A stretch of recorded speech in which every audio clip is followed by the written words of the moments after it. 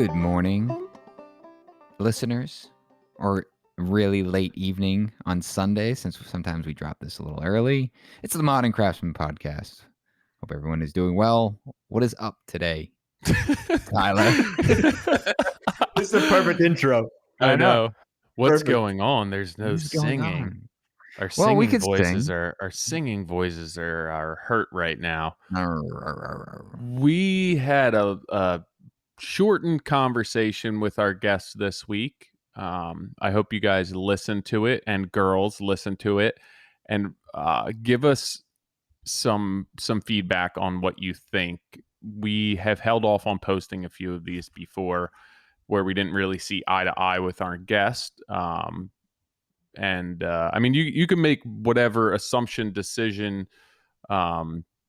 you want going into this or after listening to it. I don't really want to brief you too much, other than we kind of cut the conversation short. We've had it happen a couple other times, but we're deciding to air this one without singing at the beginning, and let us know what you think.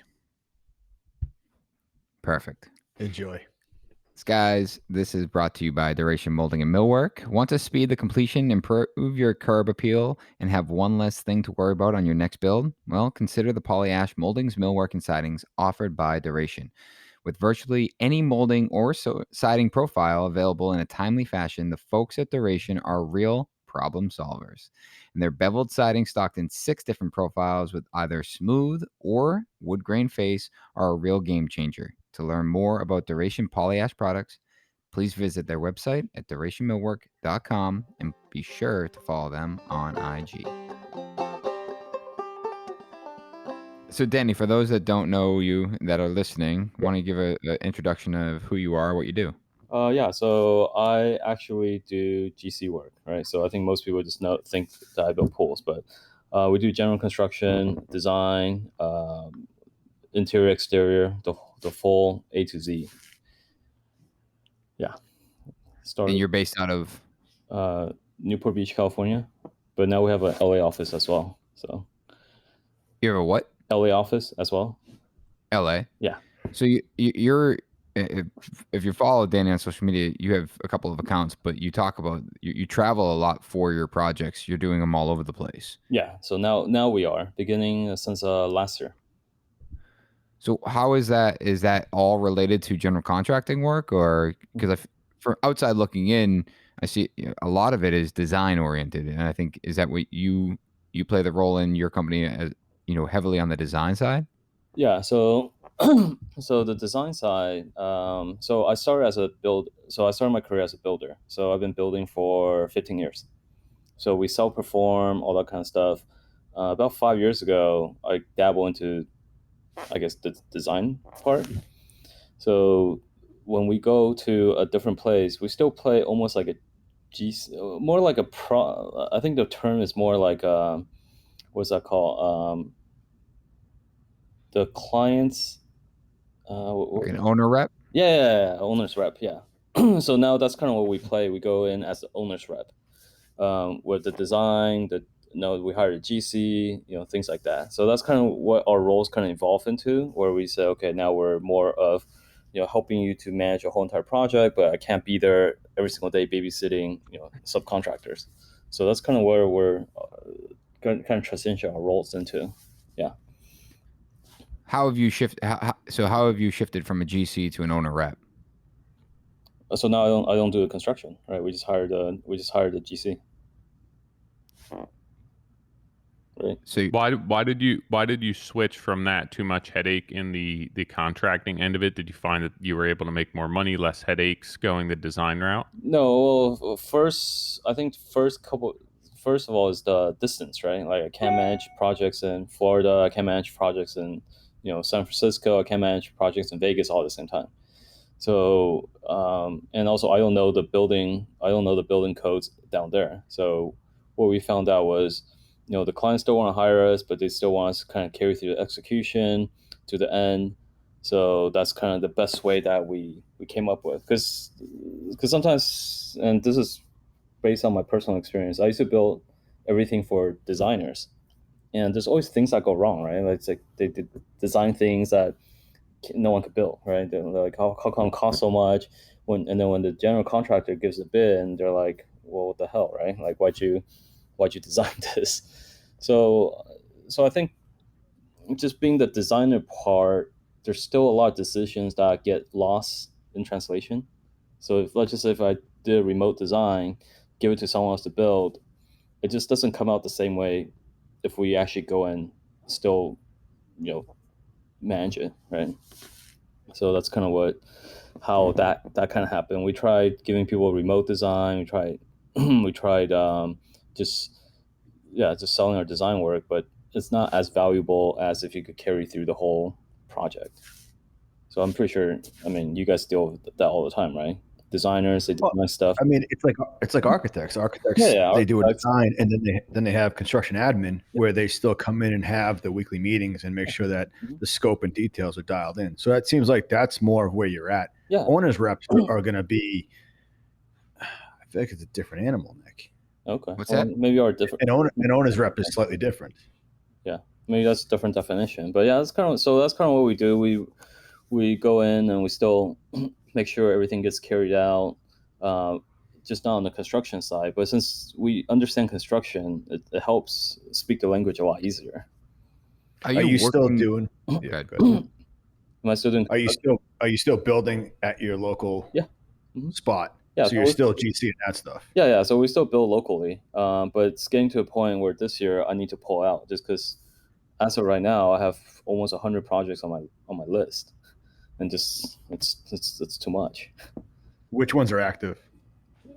Which ones are active? Almost all. Like you have 100 active projects right now. They're all in different phases, so it just it's getting too much. So which ones? How many are permitted? How many are permitted? Just if we could break it down for those listening. So right now we have about, I would say 20 to 30. I don't know the exact detail because I'm not running the whole thing anymore, right? So I think 20 to 30 is in the design phase, and then 20 to 30 is waiting for like permit, and then the rest of them is actively in construction all over the place. Yeah. So maybe more. Maybe more in design. I think maybe 40, 50 in design. It's just a lot. I can't keep track. Yeah. How many people do you have working for you? So right now we have about 12 at my office, and then we have about 30 in the field, and then about anywhere from 100 to 200 in just throughout the country, right? Yeah. So that's under the GC. So I don't consider the GC employees mine anymore. So just now we work at GC, they could have up to like 50 to 100 people in each site. I don't know. Yeah. So you're talking about your subcontractor, right? As far as like a GC, and you're I have about 30 like in-house people. 30 in-house, 12 in the office. Yeah, 12 in the office, yeah. And then that's not including all the GCs and their subs working with us. But yeah, so at any given time, there's probably any given day, there's about 150 to 200 people working, just not directly with me, but sure. Yeah. But the connection point between these projects is you guys are handling a lot of the design. Mm-hmm. So the projects that are remote, are you working with an architect or designer? Yeah. So what we do if it's out of the state, because technically I'm not licensed out of state, right? So we work with someone locally to handle all that. Yeah, we don't have too much out-of-state projects because California is busy enough. So NorCal, SoCal.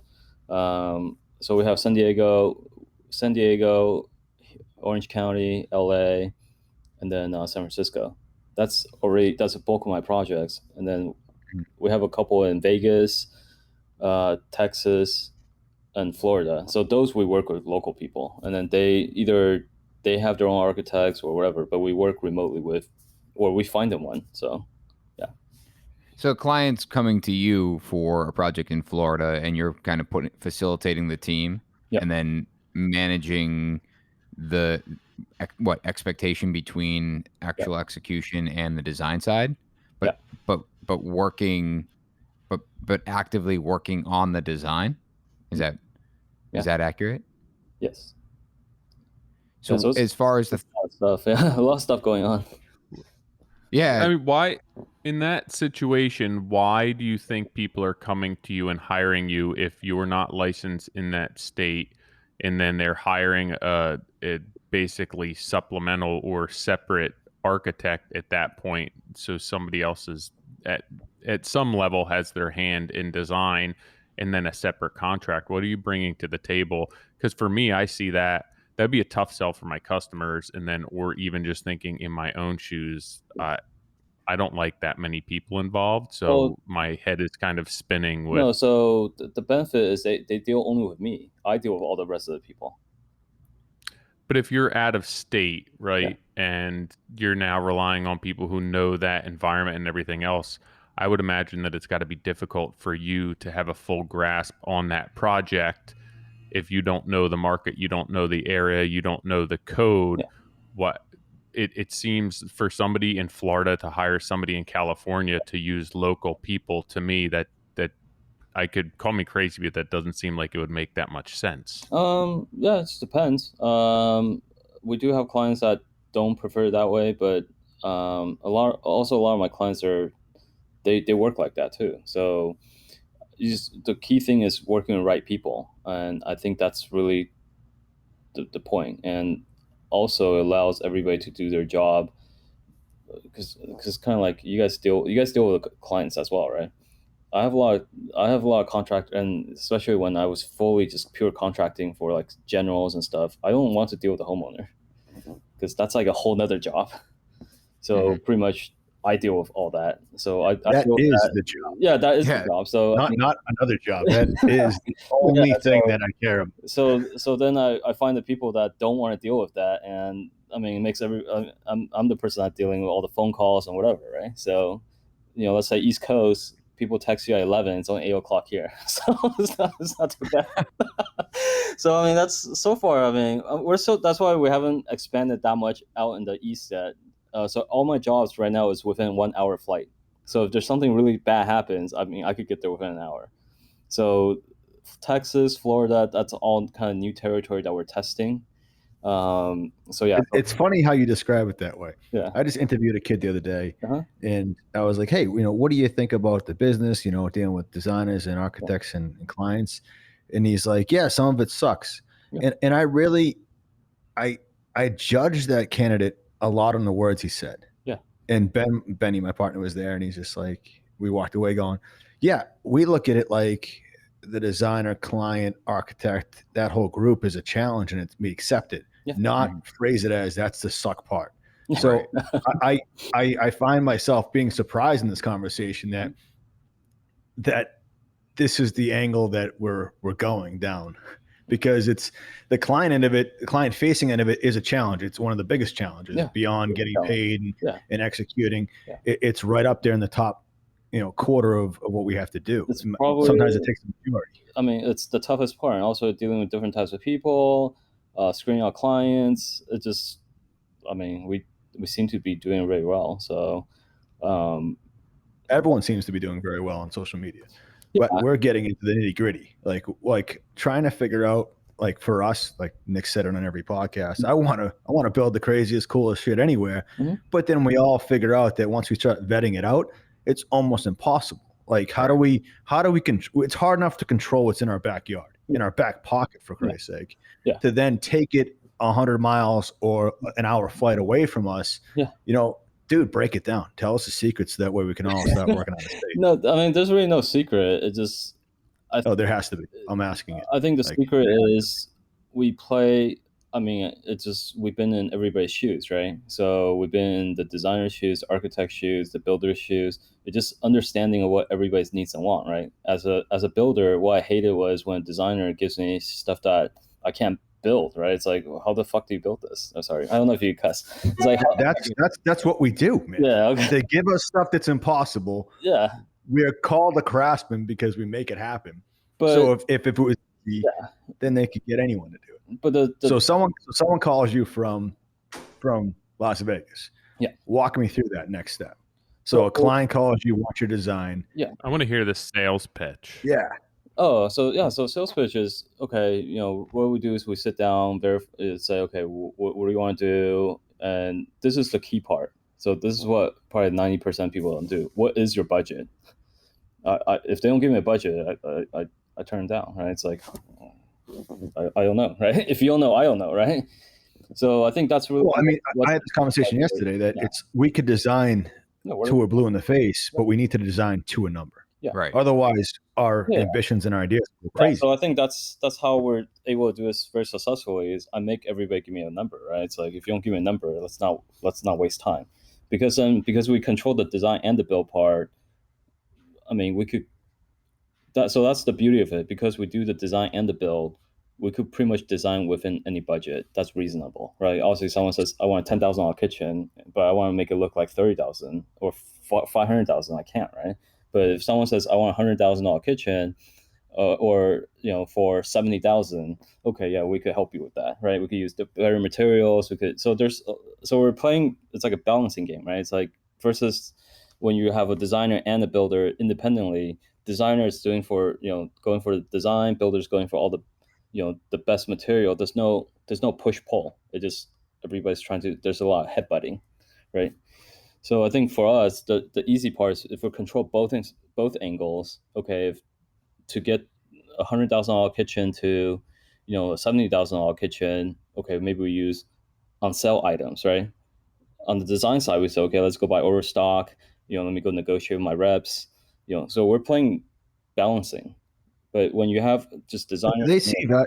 How do you sell that value? Because I feel like we've all done that. At least I have, where it's like, I'll do something with, I'll hang out and I'll get shingles for free and we'll promote it on social media, and that's for the greater good of the project. But you can't keep doing this over. You just said 100 projects. How do you keep this where it is just the budget? Meaning, I know you're controlling it where you're designing it and building it, which honestly sucks, because now you're holding the accountability stick on both ends, which is really tough to do. That goes to the thing, right? You do the stuff that no one wants to do, you make the most money, right?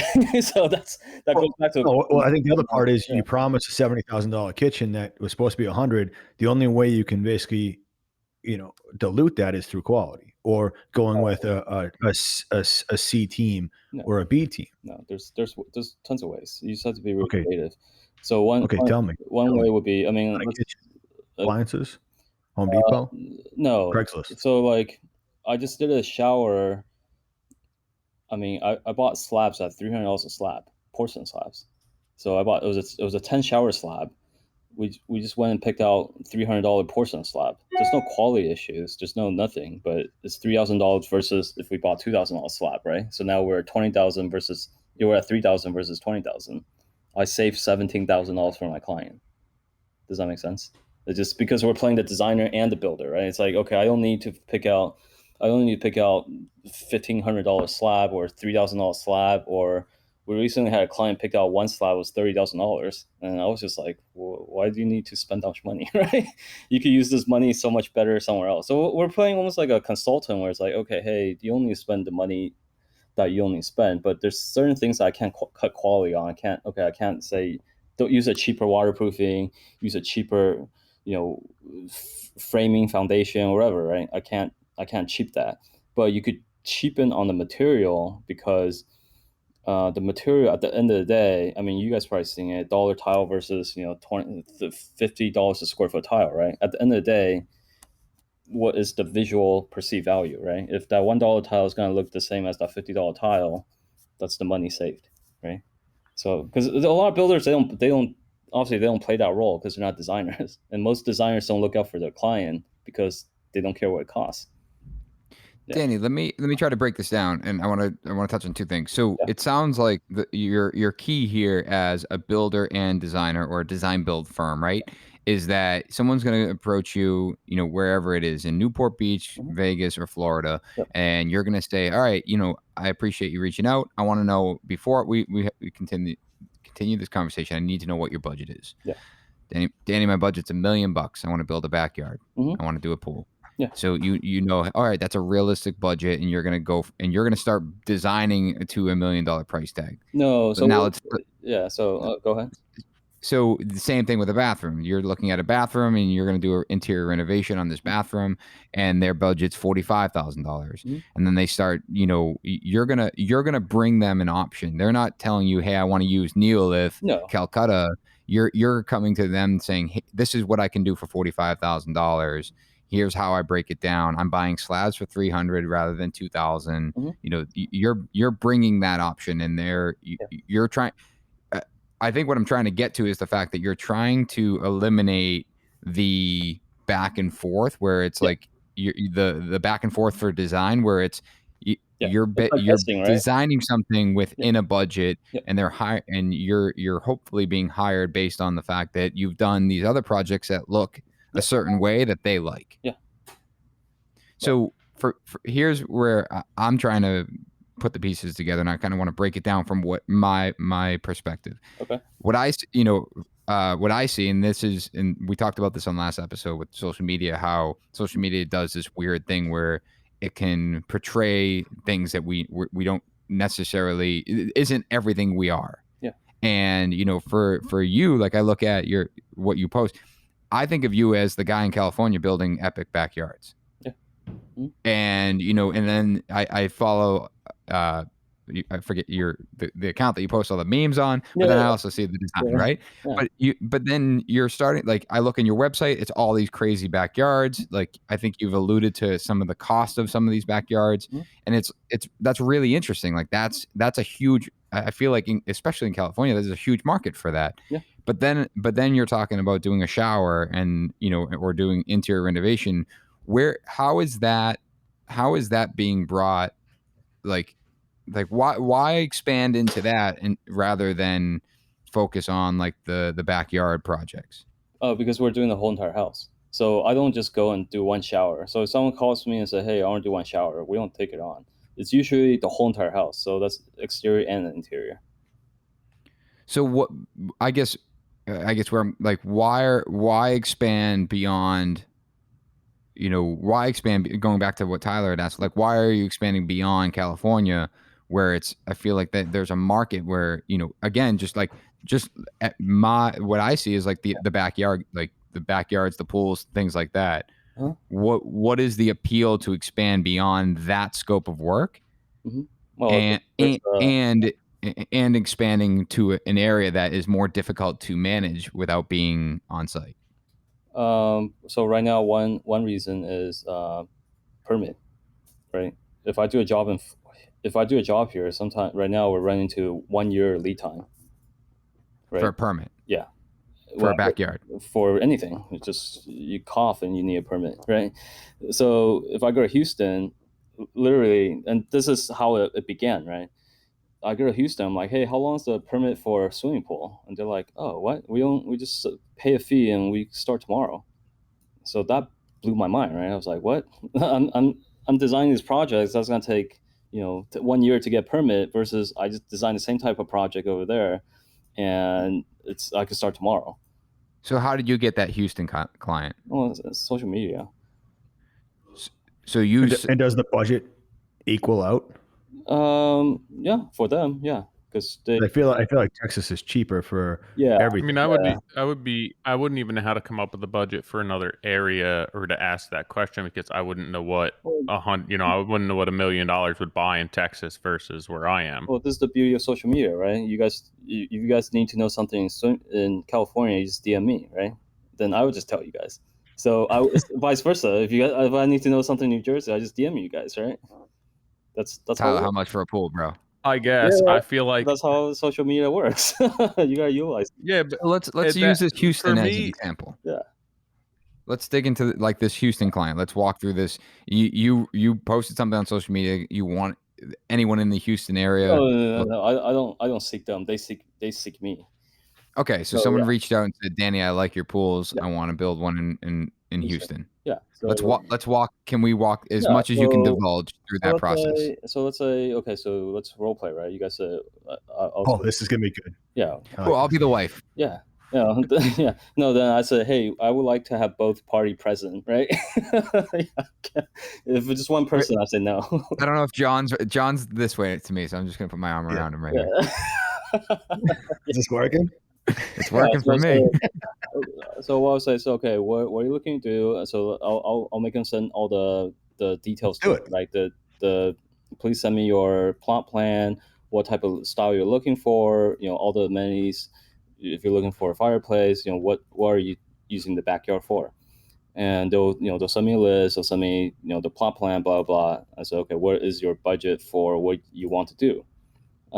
If they don't have one, I'll just throw out random numbers like, okay, this will probably cost 500,000 to $1 million, and then you see the reaction, right? They don't email you back, they're not interested. But if they're continuing the conversation, it's okay, $500,000 to $1 million, is that too much? What are we talking about, right? Then you go down deeper until you say, okay, what they want to do, and then you get all the pricing from all the contractors. So that's what we did. We get all the pricing from the contractors. Well, when do you sign them up for a pre-con? Oh, so pre-con as in pre-construction. Yeah, like, so you're not just every phone call you give someone a budget to, they say, oh, that's great, then you don't just start pricing that out. No. So what we do is we do that right after the first conversation we have. It's okay, this is going to cost anywhere from 500,000 to $1 million, whatever, yes, no.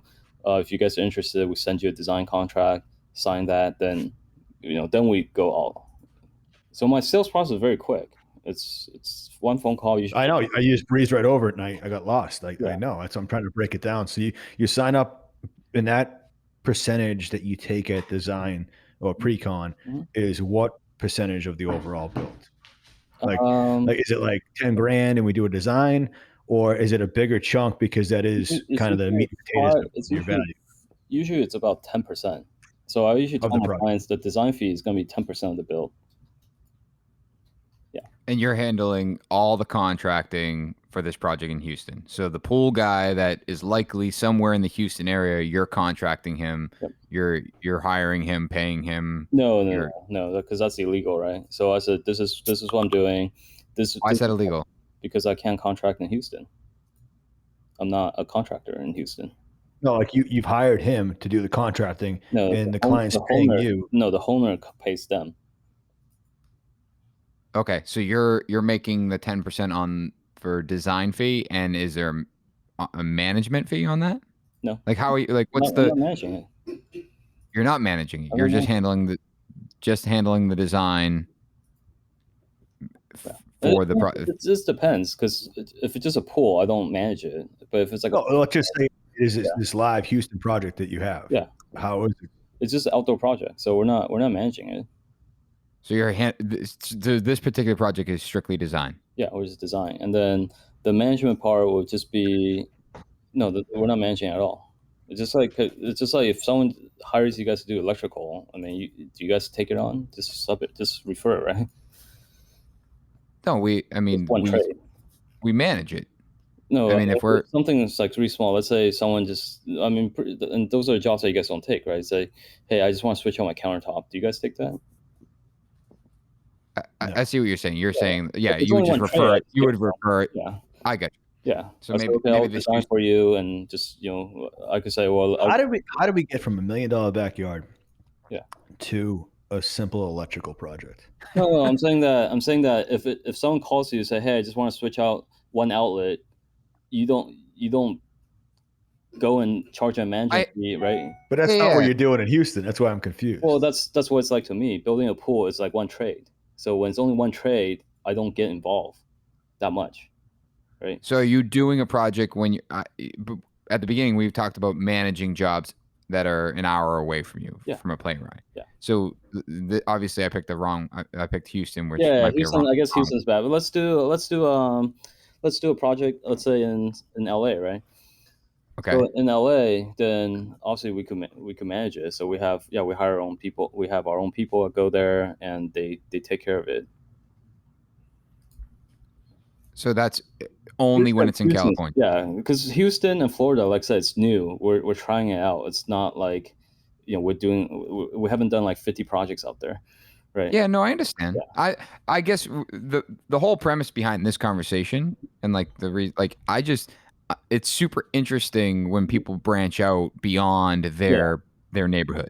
Yeah. And I think the crux of what we're asking, and maybe doing a poor job asking, is like, how did you decide and how did you get into a position where you could do that out of state? Like for me, example, it's like I'm really interested in building across the entire United States. That's just something I'm interested in. I want, I think it's an interesting business model. I think it opens up interesting personal and professional opportunities. Yeah. So I look at this as, you've been promoting that you're working out of state. So, the Houston side. I understand. So most of the stuff out of state, we don't manage. So I guess we're confusing because we're doing so much aspect of my business, right? Out of state, I don't manage because I can't. So, just to clear that up. So you are strictly handling a design for out of state. Yes. So anyone out of state, Vegas, Florida, Houston, Texas, Texas, you're handling a design, and then that gets passed on to whoever they want to hire. And that relationship with the GC is just, probably design admin. Yes. Okay. So the 30 guys that you have in California, that's where you're self-performing projects. Yes. And then Northern California, we're working with, you guys know Jamie Verdura. So he's doing most of my NorCal stuff. Yeah. Gotcha. Yeah. Until we establish, because like I said, it's an uncharted territory. I tried it once and I failed miserably. I lost millions of dollars. So the second time we get a little bit smarter. It's like, okay, we can't be the GC for everything because then you also bear all liability.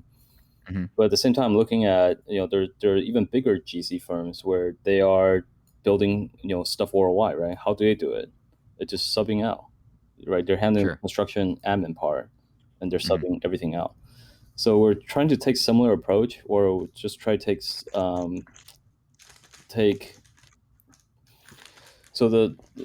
we're trying to take similar approach where I work with best people in their territory. So we just come in as a designer for now until we proven, okay, I could establish a market, then I take on the whole role. So that's what I did with LA. I with a guy out there, I came in first as a designer. I said, okay, let's try this out. If you could build my projects, blah, blah, blah, then you become part of my group, right? So that's kind of how we test new markets. So if I go to Houston, that guy does really well. Say, okay, the opportunity is there. Let's expand that business in Houston, right? So San Francisco. Right. So you're looking to develop partnerships essentially. So someone else comes into that, the neighbor walks over to that Houston house and says, "Man, I love this backyard. Who did it?" It's like, "Oh, Danny Wang and this guy built it." And then that guy. Yeah. Partnership initially until either we buy them out or we say, okay, you either become a franchise or we all become one. We become one pool. Does that make sense? So it's like, so your goal would be to almost absorb that entity. Franchise is a little bit of a trigger word on this podcast. Yeah. So is it? It's kind of like McDonald's, right? I was watching McDonald's, see how they operate. McDonald's, I don't know if you guys know this. They don't own each individual stores. Yeah, I've watched the documentary. Yeah, you saw the documentary. The money's in the land. The money's in the land, but also the processes. But can we talk about how you breezed over? You lost millions when you're still in business. I want to know how McDonald's and building $1 million backyard pool are the same thing. Like you put out the same cheeseburger over and over again. Yeah. I would assume if somebody comes to you and wants to build $1 million backyard, they'd be pissed if you just did the same one over in Houston. No, it's not that. But I mean, the building process, to me, building is like framing is framing. I mean, yes, there's more complex framing, there's less complex framing, but I treat framing as, maybe like the pickle on the hamburger, right? Really? Yeah, you get the components, put it together, right? Like if you go to a beautiful steak place. I don't know if I'm buying it. Yeah. I mean, I don't know. Yeah, it's. I mean, there's kitchens to go.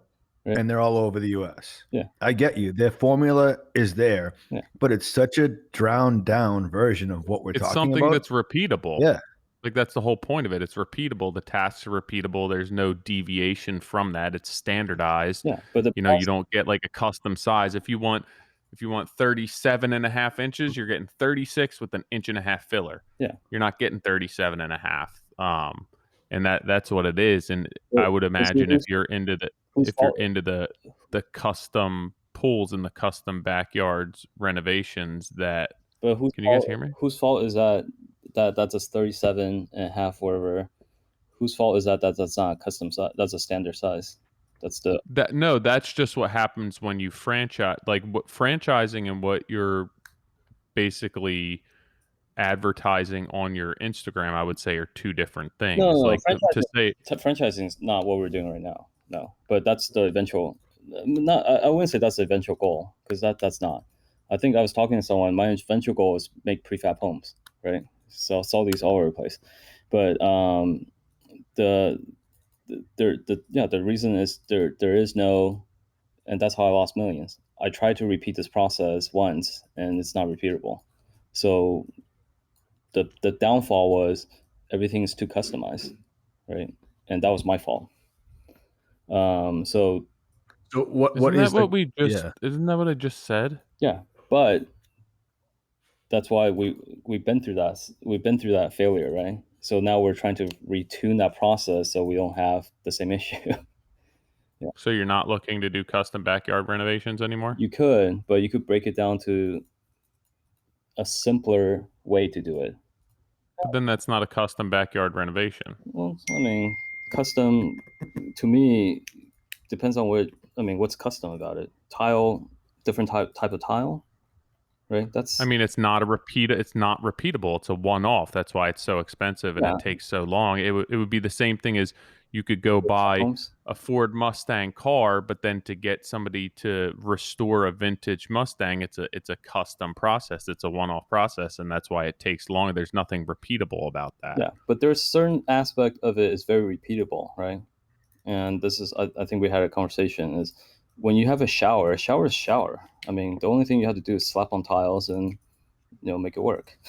I feel like the only thing repeatable. What would your customers say about that if they're hiring you to do a high-end renovation? You just say a shower's a shower. You just have to slap on tiles and make it work. Because I don't know.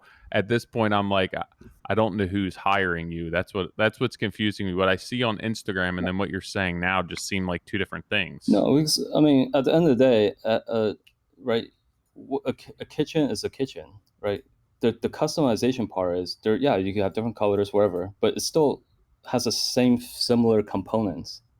Just like a swimming pool. A swimming pool has the same component, no matter how big it is. I mean, yes, you might have more pumps, all that stuff, but it's still building a swimming pool, right?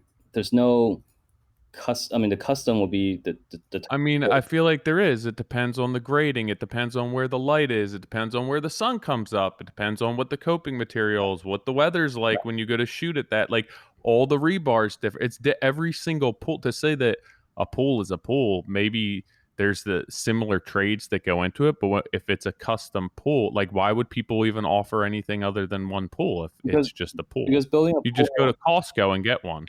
So that's how we look at building things differently, right? For me, building a house is building a house. The same processes go in building a 5,000 square foot house versus building a 10,000 square foot house. It's the same process. So you repeat. Yeah, but it completely depends on the house, and that depends on the product that you get. It's maybe there are similar trades that go into it, but if it were just the process is the same, every house would cost the same. One house wouldn't cost more than another. So it's 15,000 square feet versus 10,000 square feet. So it's going to be 50% higher cost. We're not talking about. I'm not trying to standardize costs.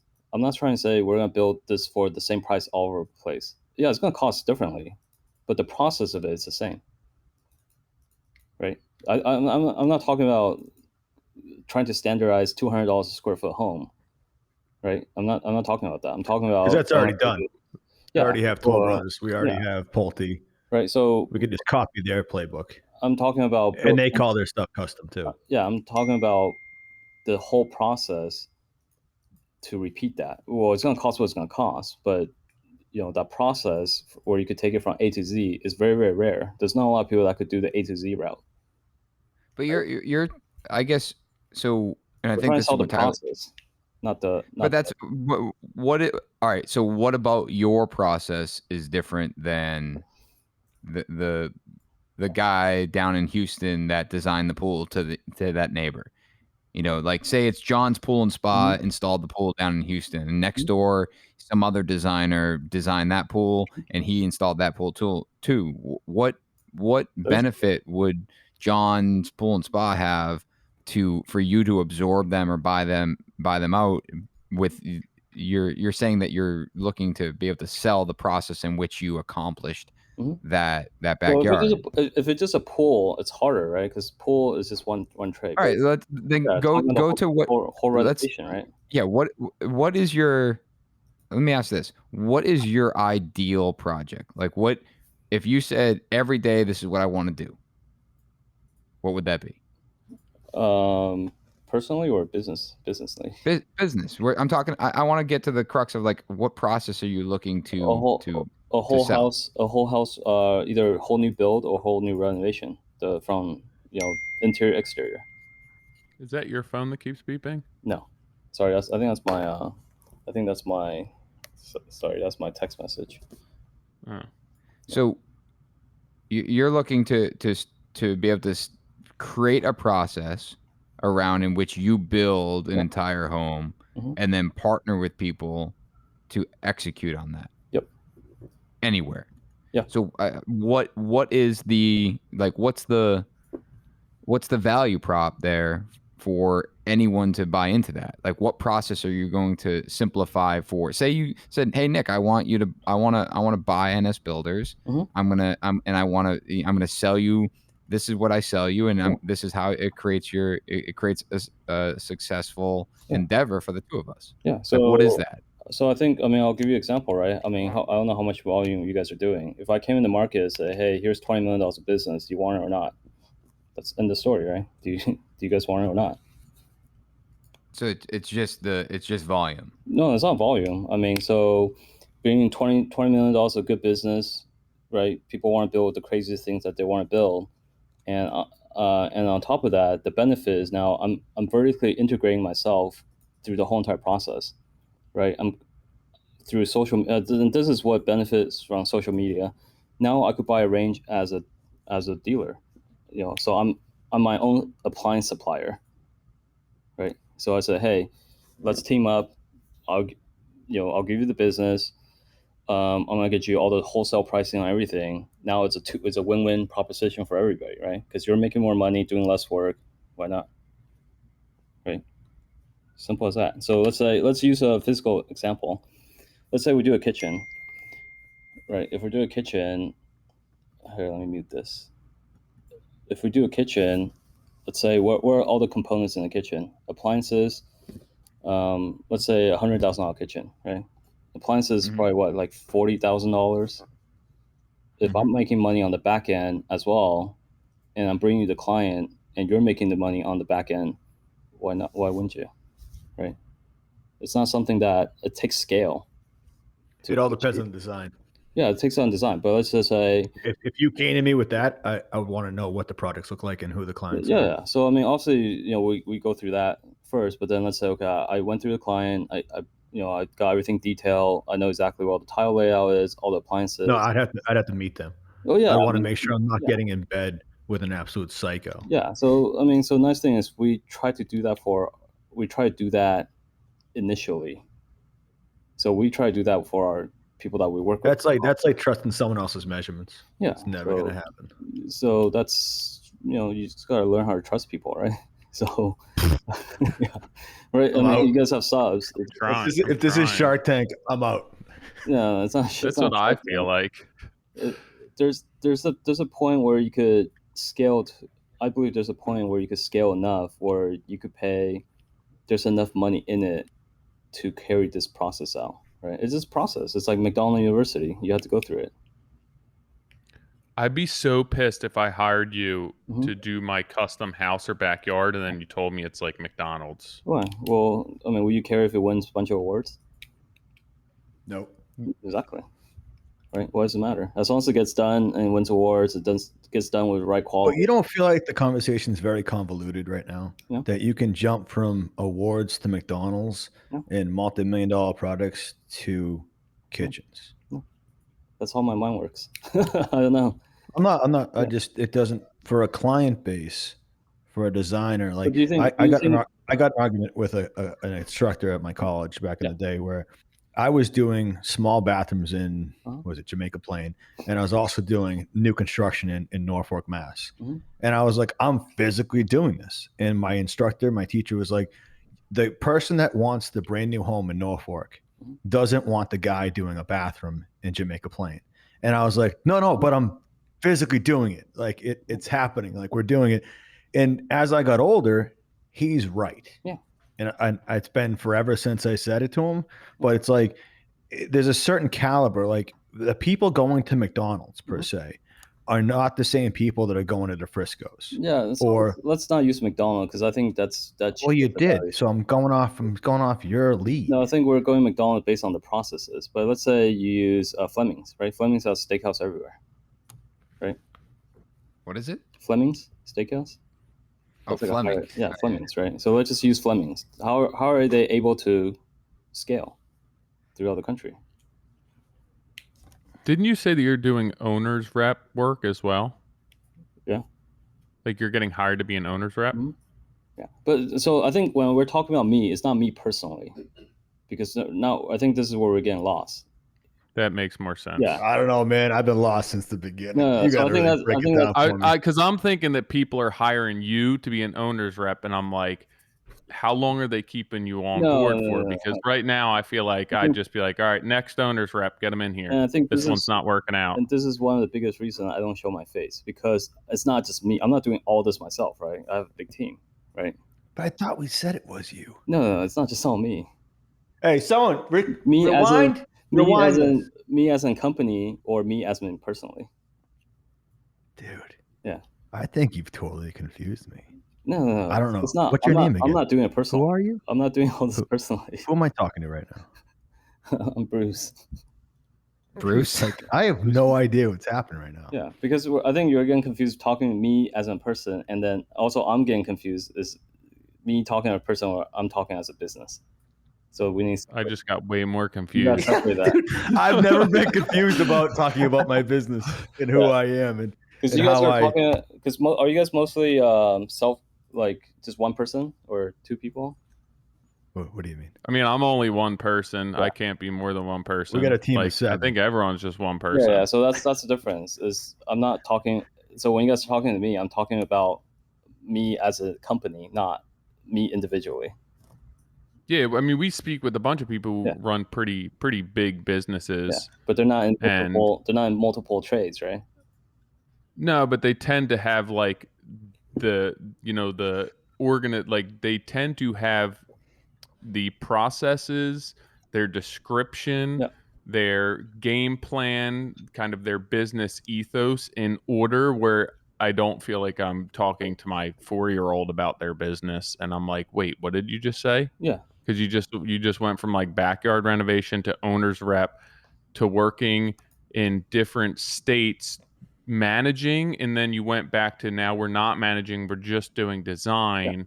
To getting permits within a year is why you went to Houston. It's just, I feel like it's all over the place. Yeah, so I think it's all over the place because it is, right?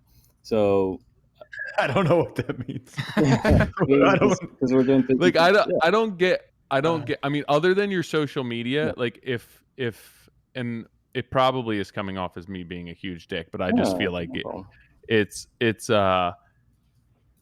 it kind of looks like what your social media is and what you're doing are two different things. Like I guess if somebody came to you and hired you just based on social media pictures, that would check out.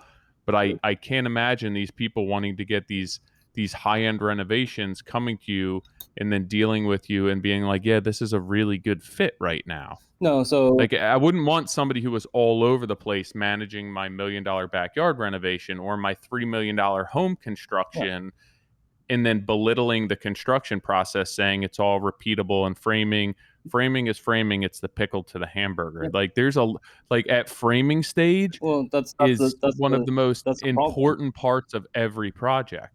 Like you can't turn back. Yeah, but so that's one of the problem is because you're looking at a very singular view, right? I'm looking at a more broader view. As long as my projects get done the way it looks on my social media with quality, everything, my clients don't care because no one cares about the sausage making They only care about the end unit. Just like you. If you eat a sausage, do you care about sausage making? I don't. I don't trust sausage. I also wouldn't compare what I do to sausage making. I mean, at the end of the day, building a house is sausage making. Wow, that's going to be the teaser for the podcast. Right? It's at the end of the day, building a house is sausage construction making. To me is sausage making, and that's why we make money doing construction. That's the stuff that no one wants to do. Why don't you just make sausage then?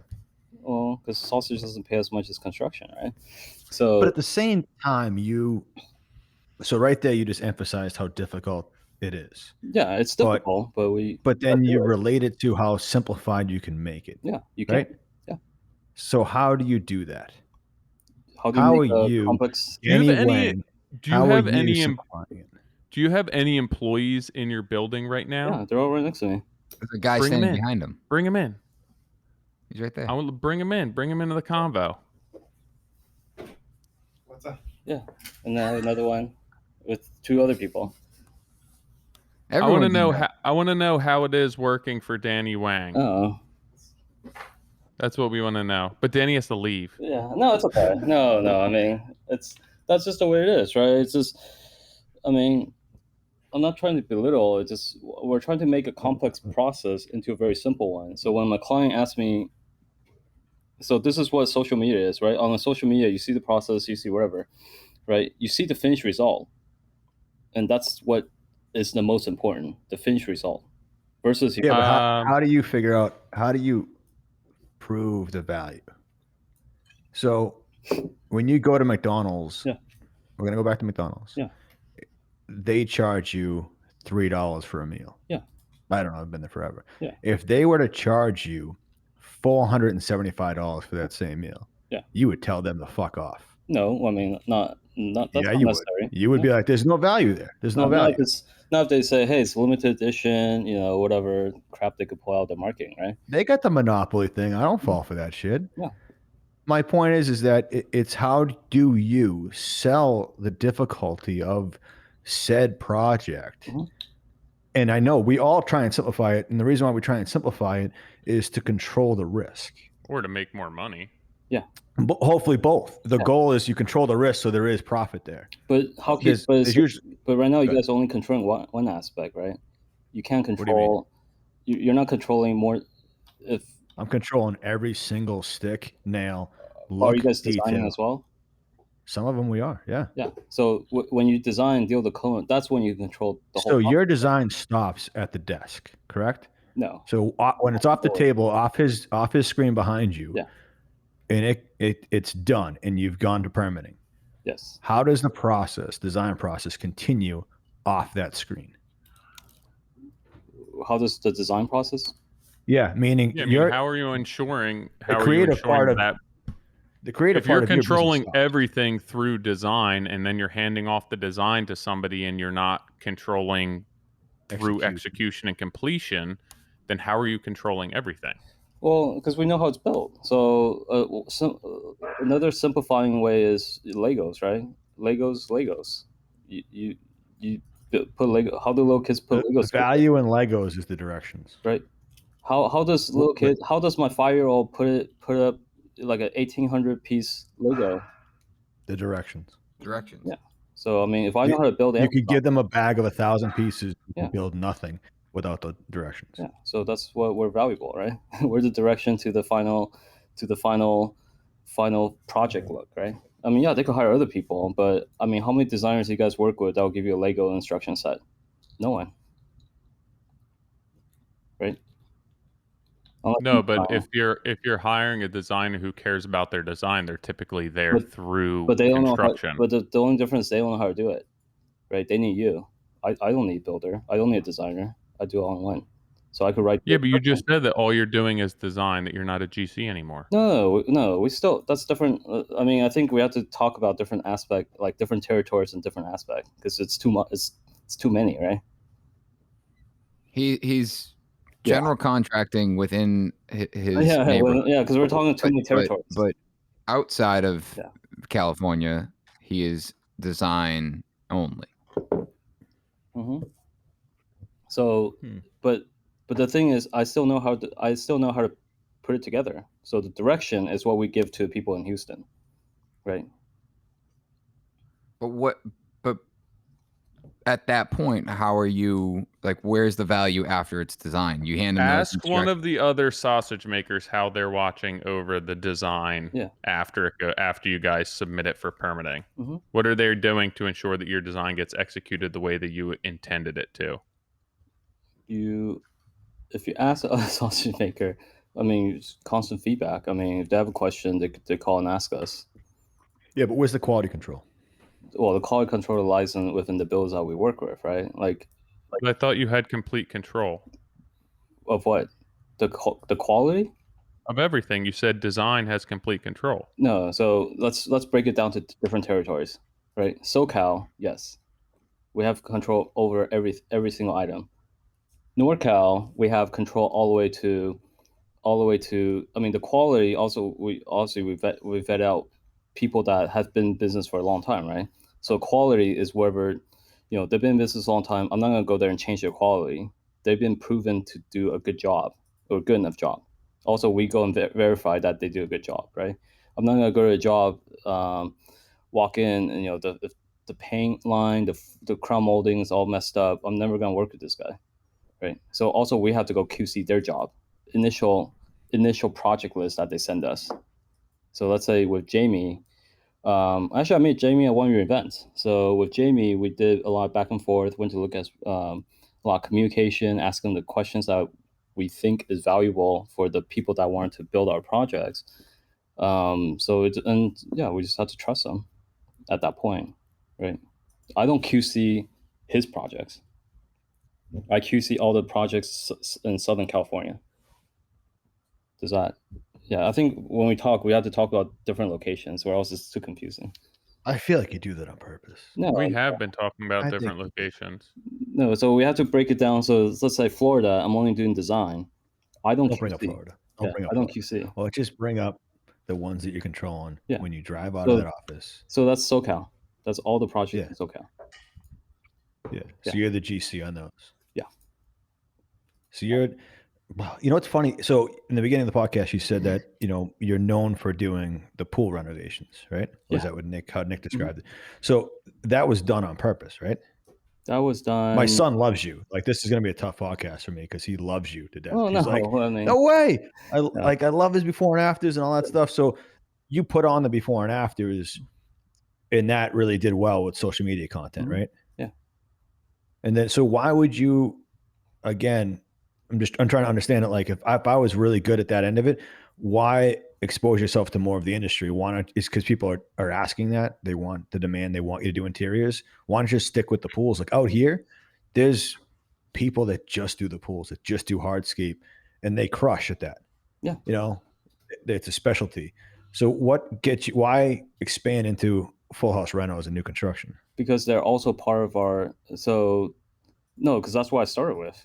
I didn't start with pool renovation. That's just pool was part of what I did. Yeah, I mean, I started roofing. Yeah, but I mean, there's certain things that we evolve in our So you experience. So why didn't you stop at roofing? You went and did more, right? I know, but I also didn't promote myself as a roofer, and then started saying, "Hey, we do pools." Yeah, I didn't promote myself as a pool builder. That's just what people thought I did. Okay. They thought that because you posted 1,000 before and afters of pools. Yeah, because that's what people liked. So the insinuation is there. So my point is that you didn't post 1,000 before and afters of kitchens. Yeah, because it's because that's what social media. That's driven by social media. No one wants to look at 1,000 before and after kitchens. That's it. Yeah, I could post 1,000. No one wants to look at them. Statistically speaking, analytically speaking. That's a little deeper on the algorithm side. It's just no one wants to see them. Man, so you're feeding, rather than marketing the business that you want, you're feeding the algorithm to get more people to see you. Yeah, I mean that's how you do social media, right? Why do I do DIY stuff? I don't DIY, right? I don't know what you do, to be honest. I don't know if you. I don't know if it's hard to comprehend. I think what you need to do is like multi-series. Like one is talk about social media. I don't think you need to tell us what we need to do. I think it might be the other way around, but I don't have that much input. The thing is, right? It's playing the game, you know. I guess that's it. No, it's not playing the game. You can't. At the end of the day, you can't market if you don't deliver, right? You can market all you want. If you don't deliver, no one's gonna hire you. No, you can. That's the whole thing. That's the issue with social media. So if someone hires you can market your. So if someone hires me off of social media, I don't deliver. I mean, that's the end of it. That's the end of it, right? Like, and that's why I lost. Not really. That's just one customer. No, there's a million clients. I definitely don't look at. So I think that's a different mindset. I don't look at it like that. Yeah. Hold on. You just said that you can't market if you don't execute, but your entire social media is marketing a product that isn't your focus. What do you mean my focus? If someone wants to hire me to build a pool, I'll make sure it happens. Right, but that's not what you want to be doing. That would be like me only posting. I don't even know. Yeah. Like foundations. Yeah. No, I guess not foundation, but it would be. It's like if I'm not promoting things that I don't want to do or be known for. Like that's what I'm going back to is like you to me, you're the backyard epic pool guy. You're the $1 million backyard, like with fire pits floating in the middle of a pool. We're doing $1 million backyard. We're doing $1 million backyard attached to multi-million homes, right? I know that. But how would I know that? Everything on the website is basically renderings. No, it's not. It's not. Nothing on my website is rendering. Nothing on your website's rendering? It's all finished projects. Go look at it. I did. Yeah. I thought the interior stuff was. No, that's not rendering. I think that's a confusion here. It's all real projects. No, that's just not the only confusion. Yeah. There's many layers of it. Interior. Yeah, if you go look at all the pool projects, everything interior, exterior, most of it's I would say 99. There might be a conceptual drawing in there, but 99% is real. There's a whole conceptual design page tab. Yeah, so I mean, if it's conceptual, it's conceptual. But I mean, if you look at all the stuff, I'm not promoting renderings. Danny, you might have to take this in a different way. You and I had a deep conversation one night on Clubhouse, and I was trying to go to bed. It ended up being like 2:00 my time. But you and I got into it because we're obviously on team Keep Craft Alive, and we try and promote the craft and keep it going. And you got me quite fired up because you said, yeah. I mean, that's ultimately, I mean, I don't want to discuss it on this podcast. I mean, ultimately, it's just because I've been through down a road, and there is no way to keep the craft alive unless you have robots. You don't want to get into that? No, I don't want to get into not keeping the craft alive because I don't believe in keeping the craft alive. Let's not get into that, but let's get into how robots are going to take over. What are your thoughts on robots then? Well, I mean, robots is superior in every way, right? Except a few parts, right? So I love that you do that. You every time you say something, you say right after it, like to make sure I'm agreeing. I'm like, but I don't agree. You don't have to agree, right? I feel hypnotized. I know, but I'm not gonna lie. I like my wife better than a robot. I've never tried a robot. Well, I mean, there's a couple things that that's what Tyler went. I mean, if you guys had a robot, I mean, what roofer, right? If you had a robot roofer that doesn't complain about the heat, doesn't complain that could work 24 hours a day, why wouldn't you? I just thinking roof loads. Yeah. But no, what about you and I talked about AI and where we got into a conflict was Allen Iverson? No. Who's that? Old school reference. No, but like I got if AI is going to take over anything, it's going to be, doctors and surgery and that stuff. Yeah. But you think they're going to take over tile setting, roofing, framing, and that, right? I want them to, yeah. So how do you see that? How do you paint that? I want a robot to take over this podcast right now. Yeah. Let's say computer software, right? Like right now, we're able to do you guys do tile setting? Yeah. So I mean, tile setting. Who's usually doing the tile layout? You guys or computer software? Myself. Exactly. So why can't that be done on computer? Because there's too many things involved that I think inconsistencies that a computer doesn't show that are shown up on site that matter, whether it's sight line, whether it's that something's out of plumb, out of level, whether the tile size deviates from what it says online. But if it's an input error, right? So if you input all that into data, why would it be wrong? Yeah, but why would you spend all that time inputting all of that into where you could just do it on site? And get a better layout in the first place. Then that's how you scale, right? How it's not better. I mean, why would it be better if you give all the proper input? Because I wouldn't rely on a computer to do what's mathematically correct when there's certain times where you have to actually have a decision made based on whether it's lighting or whether it's a layout of framing that's behind the wall that you can't remove where you want a niche to be, or it's an exterior wall where you need insulation. All of that, to input all of that into a computer would just be a waste of time. Well, it's a waste of time initially, but after... But who's... No, because every custom project's going to be different. Yeah. Every custom project's going to be different, so there's no way to input all of that information for every custom project. Well, I mean, if you do enough, it will learn itself, right? And that's. But if you're charging a guy that's doing it, maybe it's $1,800 to set that floor. Yeah. How many floors is it going to take to pay off this AI technology to take this over? This is where you and I got into it, and you had great points. Mm-hmm. You know, you shut me up halfway through and made me think about this conversation ever since. And I loved it. Everything is scalability, right? Yeah, scalability is one thing, but it's just when Amazon first started, no one knew they started as a bookstore. Now they own like half the world, right? I mean, if we want to break that down, the scalability of it, they had people delivering their products.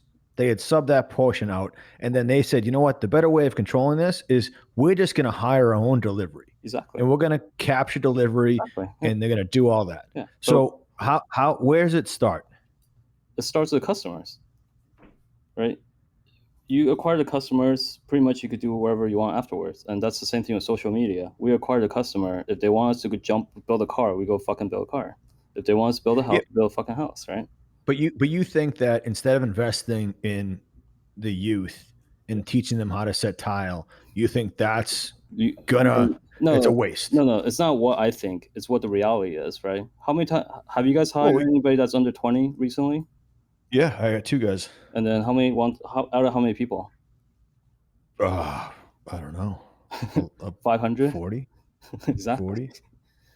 It's not what I want, right? Of course I want the youth to be better, but the reality is no one wants to do this anymore. And that's the reality. Why would they want to go dig trenches when they make the same amount of money driving Uber or cashiering at McDonald's? Well, I mean, Uber driving is the big one. I don't agree with that. Right.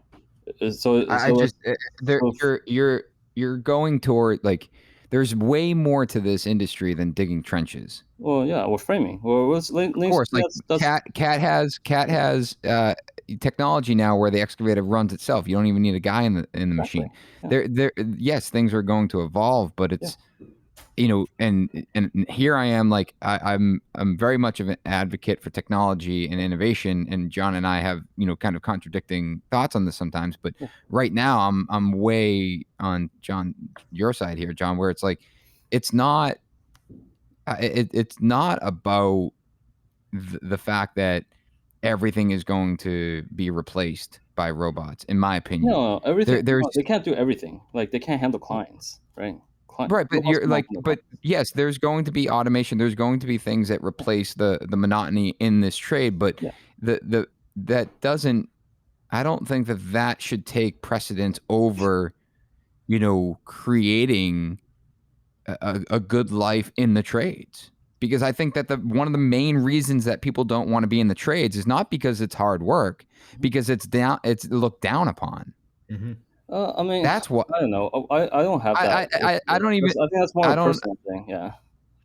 And if This anyone whole says podcast like is personal. if anyone says differently, I don't even think that what I'm saying is an opinion. Like I think that that's very much why people don't want to be in the trades, is because it's been looked down upon.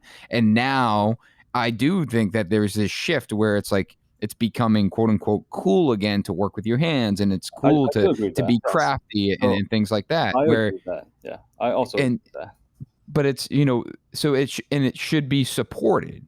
Yeah. Where it's like rather than, all right, no one wants to dig a trench anymore, so let's just all right, well, it's a shit job anyway. Go drive Uber, and we'll figure out a different way to do it. But there's a solution, right? So so for me, that's a way to come up with a solution, right? I'm not saying, okay, go drive Uber, whatever. What could replace that? A robot that digs trenches, right? I just think that it almost, I'm not saying that may not happen, Danny. I just think that we have to keep educating.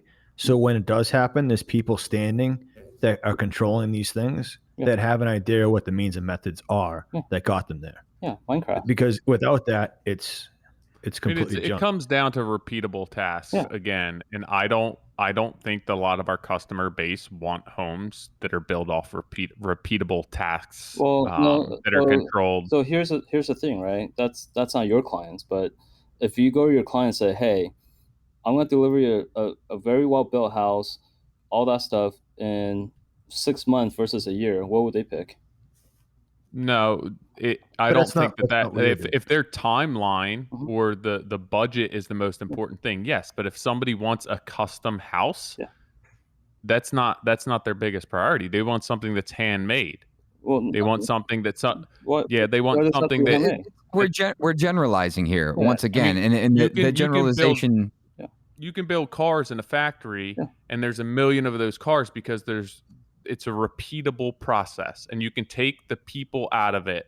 But when you're talking about houses, most people don't want to live in the same house as their next door neighbor. Like who are coming to you to build a custom house. Why can't I create that 3D print? 3D makes a house. It could be different. The process is the same, right? I don't think that the process is the same though. So, it's not the same. You're not building one part. Maybe if you're going to make a mow and valve, that's a repeatable process. Let me give you an example. Okay, if I built a 3D printer that's big enough to print a house, what's the difference between printing this floor plan, this different floor plans? It's still custom.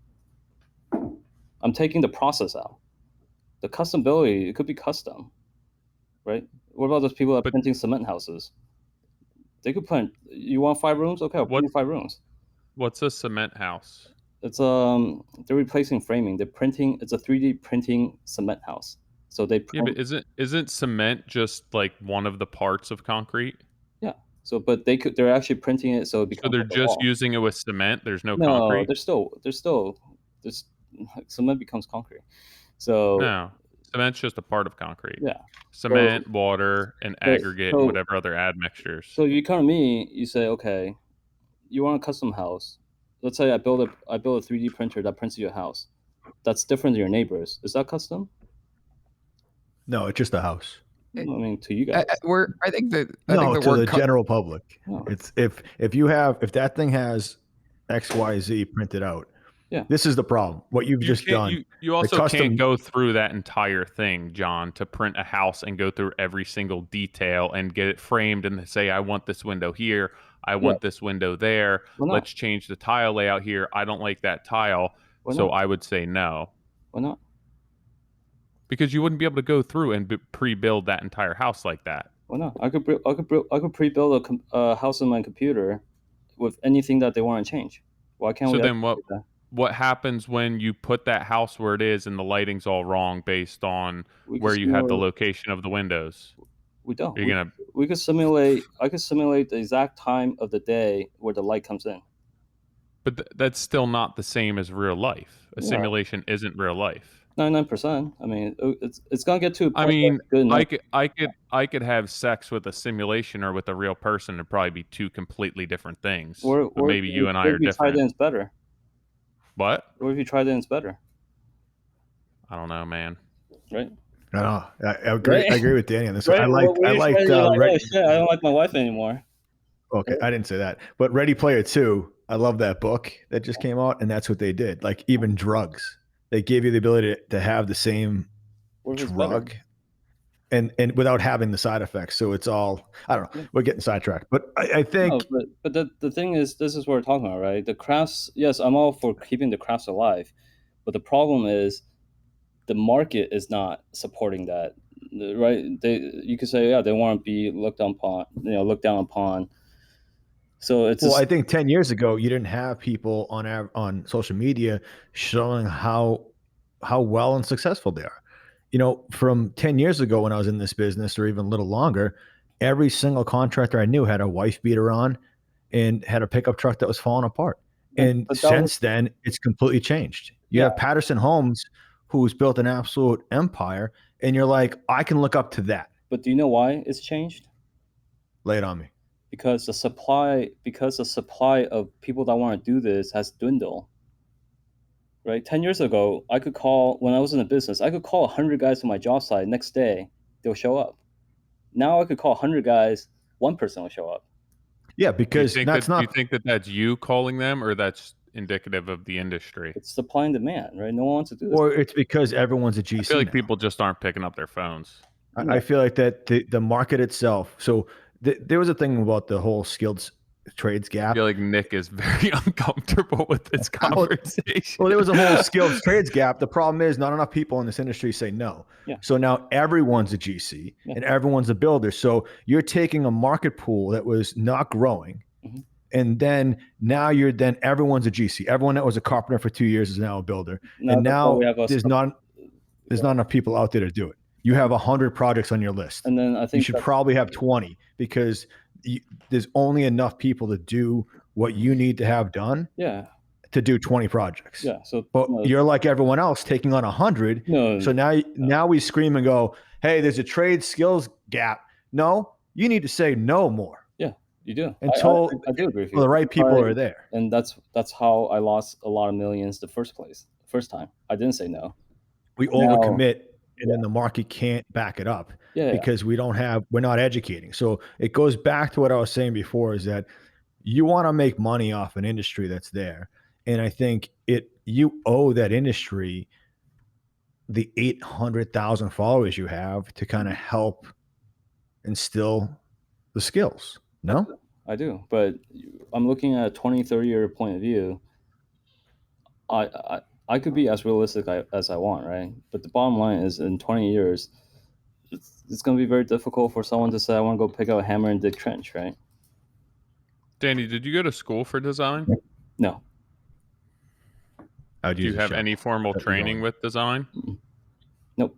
Do you do any design? Yeah. You do design? Yeah. All the work that you see on my page is design. I designed it. Yeah, but is it you? So what are all the other people doing? Now we have other projects that other people do as well. So we have, senior designers. We have, but I would say for the most part, everything on my page is back when I did it. Yeah. Yeah. So I mean, it's just, you just have to be realistic. Is, even the people around you guys, the trades just diminishing, right? Like now you're looking at people using. No one wants to swing a hammer. No one wants to, put pipes together. No one wants to do this. It's just, it is sad. And so in the world of innovation and AI, I feel like in the next 15 years, there's only going to be a resurgence in what we're doing, because when AI takes away the, stock market and all those guys, hedge funds, that's already starting. Fidelity's already chopping people's heads off in those companies. And then same with, the health and all that stuff. I think, and maybe it's my crazy naive thought process, is that swinging a hammer and something that's like, I can't tell you how many DMs we get as a group where it's people that go, hey, I've been in a cubicle for the last 10 years and I hate my job. There's nothing tangible about this. But you're not. This is something that's tangible.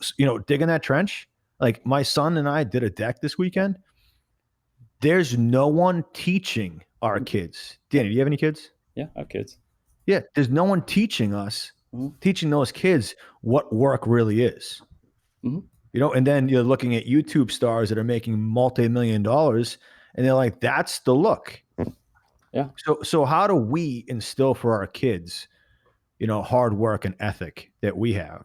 If we're going to just say, hey, there's no point in that, whatever you're going to try and chase down as a tile setter, whatever that you find you fell in love with, if it's framing, if it's finished work, it's just going to die in 15 years. What is your goal with your kids and teaching them that? So it becomes like art, right? It's just like, now, why do people pay extra for handmade stuff? Because it's art, right? So we just kind of treat that as, it's not commodity. It's you know, it's gonna be art, right? So I'm being more realistic, as in, you look at the reality is that's where the reality is gonna go, right? Do you have a salesman on your team? Yeah. Or a saleswoman? Yeah. Yeah. So what is your role within the company right now? So right now, Like right now, what I'm pulling myself away to do different parts of the business. So we have. I mean, I don't want to keep on adding to the list of things that we're doing, but like products and content, courses, things like that. But that's other part of my business. Yeah. All right. All right.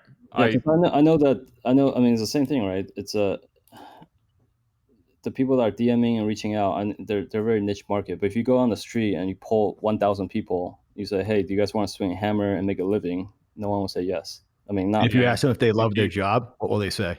Well, love it. If you poll that same 1,000 people and go, "Hey, do you love your job?" Yeah, they're gonna say no. It makes me money. It pays the bills. I know tons of people that swing hammers and they don't love their job. Then you know the wrong people. I'll be honest. I don't think that this podcast is really going to add much value to our listenership. I think that the three of us try and be as authentic as possible and try and put out a good word to promote the crafts and the trades and getting into this as a career.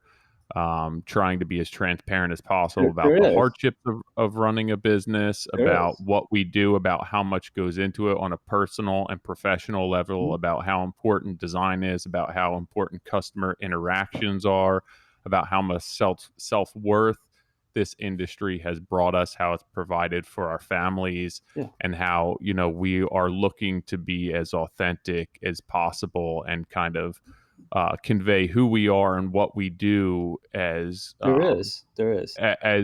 as accurately as possible in our social media life, in our professional life, and our personal life. And I think that's who we typically look to bring on and kind of advocate for that movement and for what we're doing. But realistically, I feel like whatever it is that you are doing, and I honestly, after an hour or so, I'm still not 100% sure, and I don't really know if I want to dig into it too much longer. Because I think it's just kind of going in circles.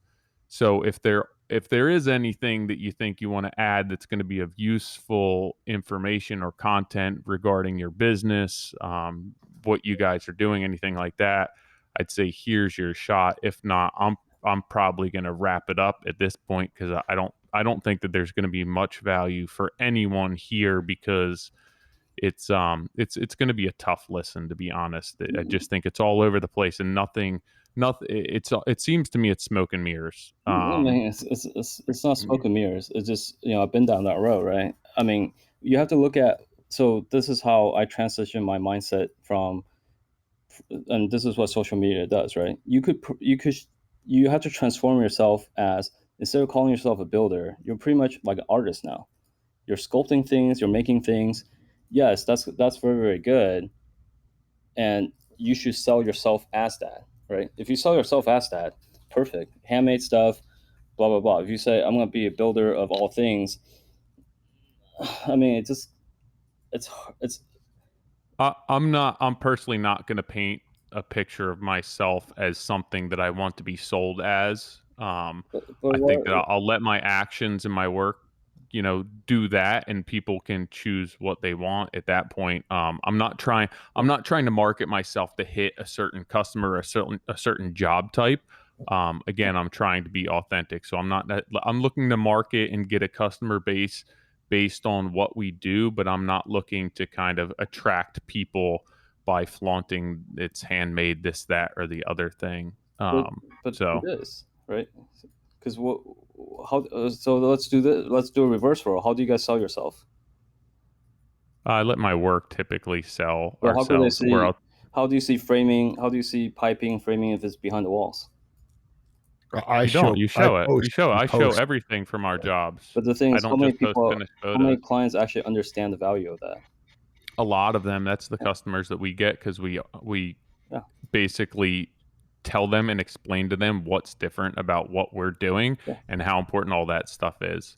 I don't think that the cost of a renovation or the cost of building a house isn't necessarily in the finishes. It's more so in the labor and the craft that goes into it, and that's what you're paying for. Yeah, because you could slap on, what we call that is you put lipstick on pig, right? So, I mean, I do appreciate, because I came from there, right? I still care about building super high quality, but it's such a hard sell. No one could see. It's not no one, but very the world that we live in today, they don't care so much. Like the general public do not care about the quality, right? I feel like you paused for a reason. I do think that's the bigger issue, right? So that's a bigger issue, but you can't fix that issue. It's hard to fix that issue. But you can sell yourself in a way, like Nick said, and educate customers that that's what you do and that's what you execute, and that's that process is enjoyable. It's not, for me, it's not about delivering that end result and getting a photo of it. It's about no, of course not. All of the issues that that's what you said 3 or 4 times. You don't care what happens as long as it looks good at the end, and the customers are going to be happy if they see the way it looks at the end. No, the clients don't care about that. I care about that.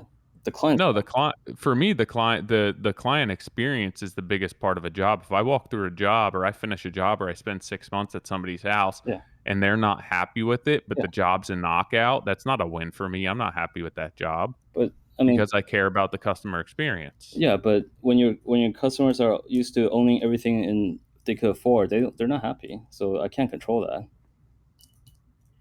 Well, what was that? Say it again. When your clients, do you guys deal with super wealthy clients all the time? I deal with all different types of clients, typically not super wealthy clients. Because when you deal with the super wealthy clients, they just treat it as not for the most part, they don't appreciate it.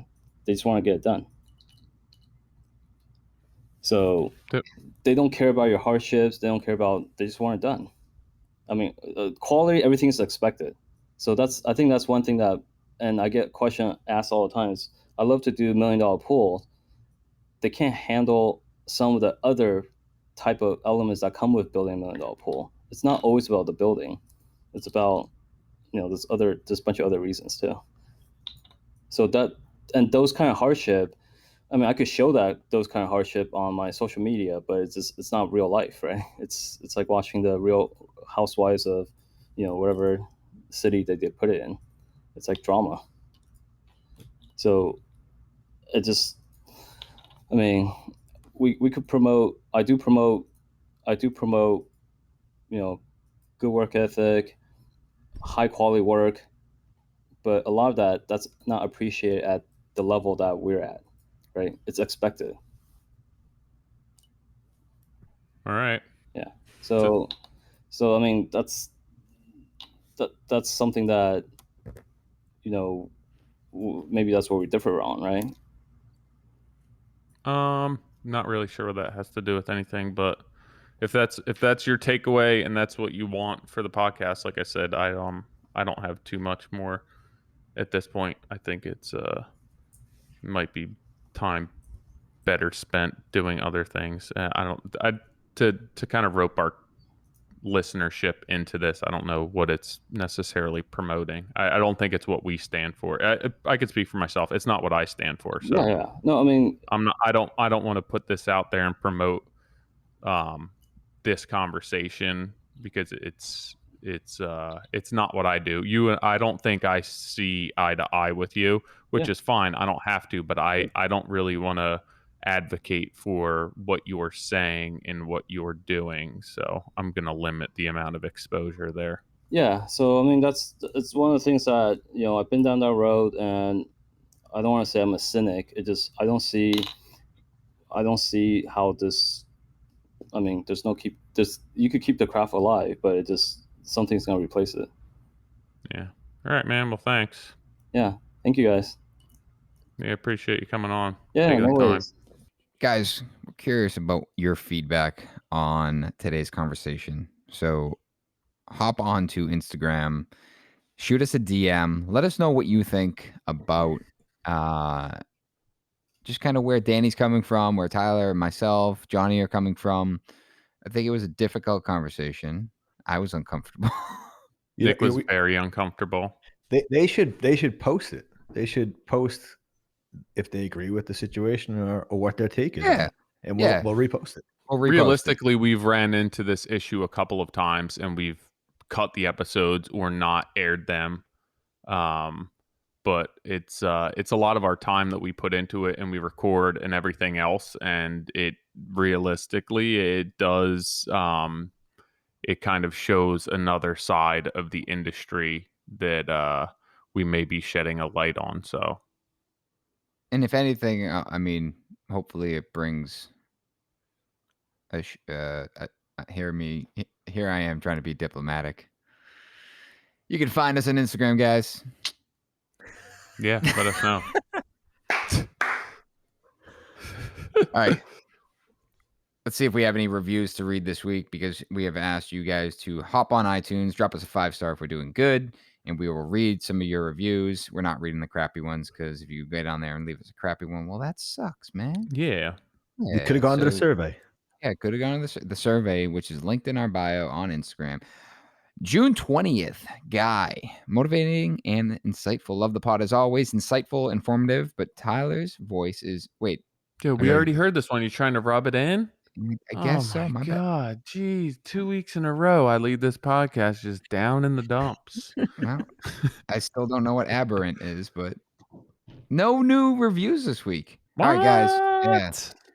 All right. Let's get some reviews. Yeah, forget it. So, yeah.